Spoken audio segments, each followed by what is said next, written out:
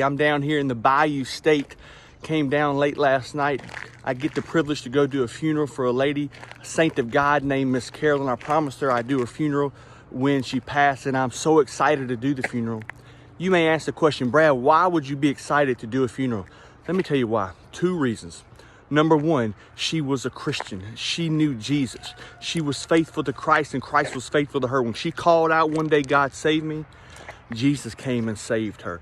So in that room, there's a great sense of hope. Yes, there's grieving, there's sorrow, and there's mourning. Absolutely.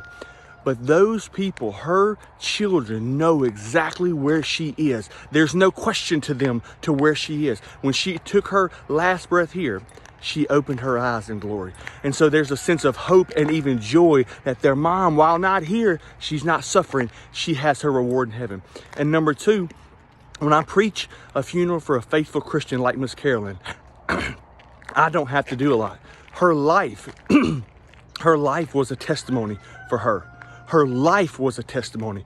Her life lived out everything I need to tell them about how a person should live, about the joys that a person can have in Christ, about the comfort that Christ gives, because her life followed after Christ. So let me ask you just 2 questions. 1, will your death give people hope of Christ? And number 2, will your life point others to the better life of Jesus?